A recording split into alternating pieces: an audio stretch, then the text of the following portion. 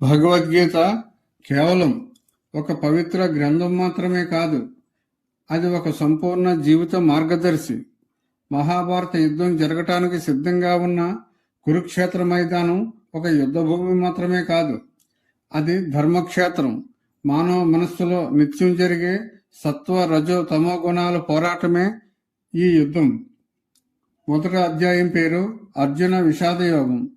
సాధారణంగా విషాదం అంటే దుఃఖం, కానీ ఈ దుఃఖం అర్జునుడిని కృష్ణుడికి దగ్గర చేసింది కాబట్టి దీనిని ఒక యోగంగా పిలుస్తారు.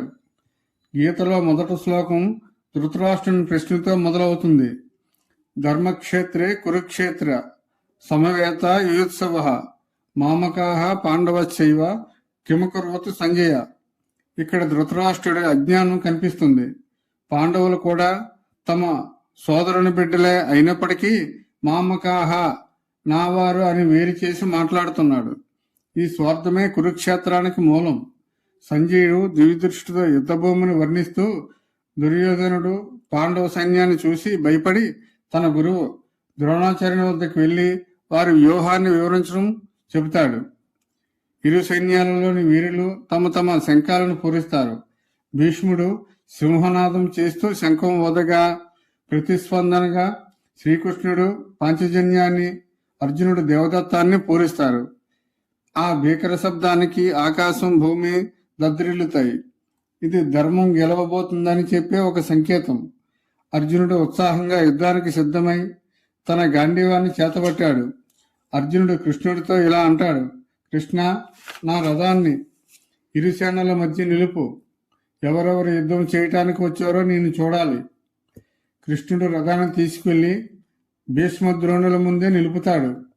అక్కడ అర్జునుడు శత్రువులను చూడలేదు. తన తాతలను, గురువులను, తండ్రి సమానులను, సోదరులను, పుత్రులను చూశాడు. ఆ క్షణం వరకు వీరుడిగా ఉన్న అర్జునుడు బంధువుగా మారిపోయాడు. అక్కడే మోహం ప్రవేశించింది. మోహం అంటే నావారు అనే అహంకారం. ఈ మమకారం అర్జునుడి వివేకాన్ని కప్పేసింది.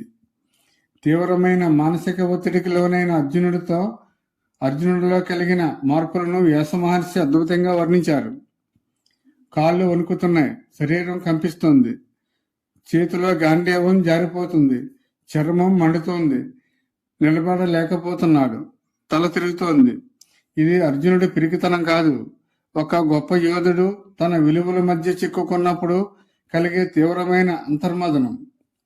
అర్జునుడు యుద్ధం చేయకపోవడానికి కొన్ని కారణాలు చెప్తాడు. ఇవి పైకి ధర్మబద్ధంగా కనిపించినా లోపల ఉన్న భయాన్ని దాచడానికి చేస్తున్న ప్రయత్నాలు. మన వాళ్ళను చంప పొందే విజయం, రాజ్యం నాకు వద్దు. యుద్ధం వల్ల వంశంలోని పురుషులు చనిపోతారు. దీనివల్ల కులధర్మాలు నశిస్తాయి. స్త్రీలు రక్షణ లేక దారి తప్పుతారు. తద్వారా అధర్మం పెరుగుతుంది. పితృదేవతలకు పిండ ప్రదానాలు చేసేవారు లేక నరకానికి వెళ్తారు. ఇంకా అర్జునుడు ఇలా అంటాడు: నేను నిరాయుధుడిగా ఉండగా ధార్తరాష్ట్రంలో నన్ను చంపినా అది మేలే. ఇలా చెప్పి రథం ముందు భాగంలో విచారంతో కూలబడతాడు.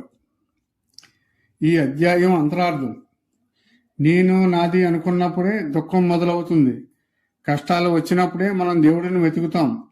అర్జునుడికి ఈ విషాదం పుట్టకపోతే గీత పుట్టేది కాదు.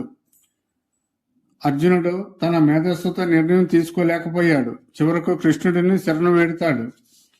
మన జీవితంలో కూడా అయోమయం ఏర్పడినప్పుడు మన లోపల ఉన్న కృష్ణుడిని అంటే వివేకాన్ని ఆశ్రయించడమే ఈ అధ్యాయం ఇచ్చే సందేశం.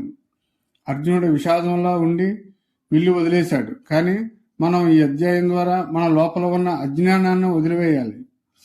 మొదటి అధ్యాయం మొత్తం అర్జునుడు మాట్లాడుతుంటే కృష్ణుడు ఒక మాట కూడా మాట్లాడలేదు. ఒక గొప్ప గురువు ఎప్పుడు శిష్యుడు తన హృదయంలోని భారాన్ని పూర్తిగా బయటపెట్టే వరకు ఓపికగా వింటాడు. అర్జునుడు ఎదుర్కొన్నది కేవలం బాహ్య యుద్ధం కాదు, అది అతని లోపల జరుగుతున్న ధర్మం, మమకారం మధ్య పోరాటం. మొదటి అధ్యాయం చివరలో అర్జునుడు తన అహాన్ని వీడి అసహాయతను ఒప్పుకుంటాడు. ఆ అసహాయత నుండే నిజమైన ప్రార్థన పుడుతుంది.